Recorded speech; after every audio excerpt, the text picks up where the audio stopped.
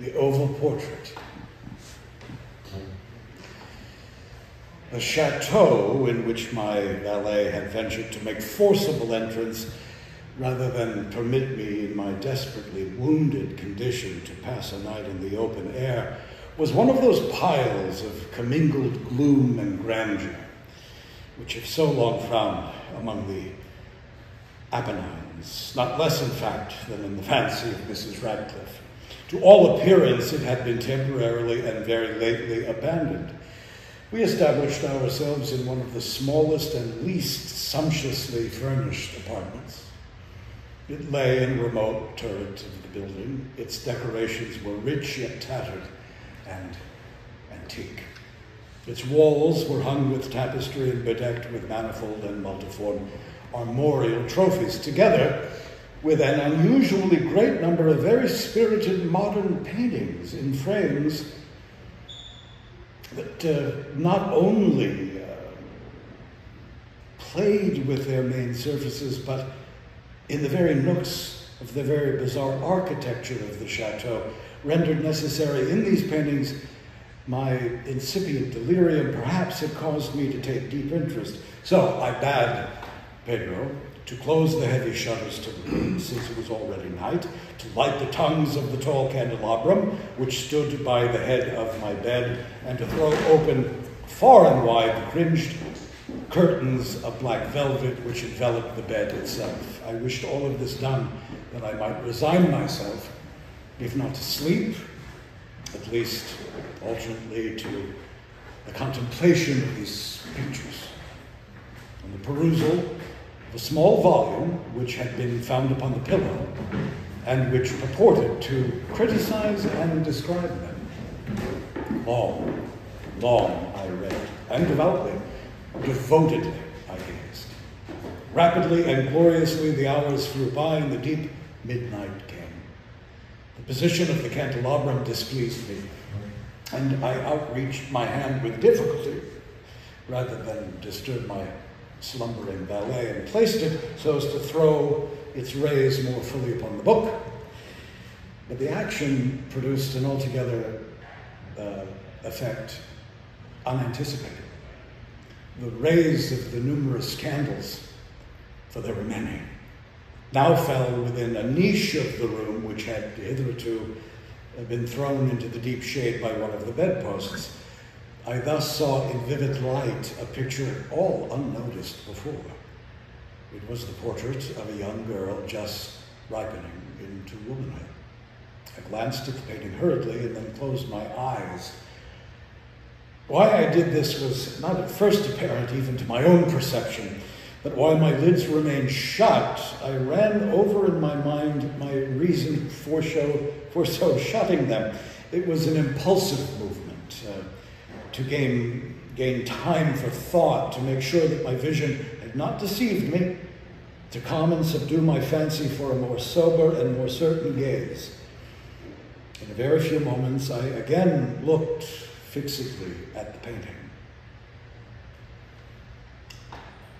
That I now saw aright, I could not and would not doubt, for the first flashing of the candles upon the canvas had seemed to dissipate the dreamy stupor which was stealing over my senses and to startle me once again into waking life. The portrait, I have already said, was that of a young girl. It was a mere head and shoulders, done in what is technically termed a vignette manner, much in the style of the favorite heads of Sully. The arms, the bosom, and even the ends of the radiant hair melted imperceptibly into the vague yet deep shadows which formed the background of the whole. The frame was oval, richly gilded and filigreed in Masque. As a thing of art, nothing could be more admirable than the painting itself, but it could have been neither the execution of the work nor the immortal beauty of the countenance which had so suddenly and so vehemently moved me. Least of all, could it have been that my fancy, shaken from half slumber, had mistaken the head for that of a living person. I saw at once that the peculiarities of the design of the vignetting of the frame must have instantly dispelled such an idea, must have prevented even its momentary entertainment. Thinking earnestly upon these points, I remained for an hour, perhaps, half sitting, half reclining, with my vision riveted upon the portrait. At length, satisfied with the true secret of its effect, I fell back within the bed. I had found the spell of the picture in an absolute likeliness of expression, which at first startling, finally confounded, subdued, and appalled me. With deep and reverent awe, I replaced the candelabrum in its former position, the cause of my deep agitation being thus shut from my view. I sought eagerly the volume which discussed the paintings and their histories. Turning to the number which designated the oval portrait, I there read the vague and quaint words that follow. She was a maiden of rarest beauty, and not more lovely than full of glee. And evil was the hour when she saw and loved and wedded the painter. He, passionate, studious, austere, and having already a bride in his art. She, a maiden of rarest beauty, and not more lovely than full of glee, all light and smiles, and frolicsome as the young fawn, loving and cherishing all things, hating only the art which was her rival, dreading only the palette and brushes and other untoward instruments which deprived her of the countenance of her lover. It was thus a terrible thing for this lady to hear the painter speak of his desire to portray even his young bride. But she was humble and obedient, and sat meekly for many weeks in the dark, high, turret chamber where the light dripped upon the pale canvas only from overhead.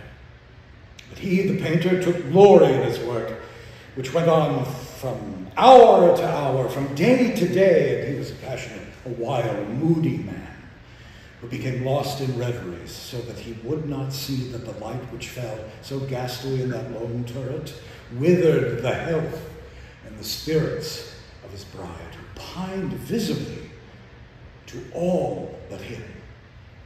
Yet she smiled on and still on, uncomplainingly, because she saw that the painter, who was or had high renown, took a fervid and burning pleasure in his task, and wrought day and night to depict her who so loved him, yet who grew daily more dispirited and weak. And in sooth, some who beheld the portrait spoke of its resemblance in low words, as of a mighty marvel, and a proof not less of the power of the painter than of his deep love for her, whom he depicted so surpassingly well.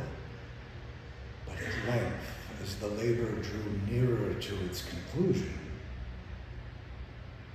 there were admitted none into the turret, for the painter had grown wild with the ardor of his work, and turned his eyes from canvas merely, even to regard the countenance of his wife. And he would not see that the tints which he had spread upon the canvas were drawn from the cheeks of her who sat beside him. And when many weeks had passed, and but little remained to do, save one brush upon the mouth and one tint upon the eye, the spirit of the lady again flickered up as a flame within the socket of the lamp. And then the brush was given, and then the tint was placed, and for one moment, the painter stood entranced before the work which he had wrought. But in the next, while he yet gazed, he grew tremulous and very pallid, and aghast, and crying with a loud voice, "This is indeed life itself!" Turned suddenly to regard his beloved. She was dead. The oval portrait.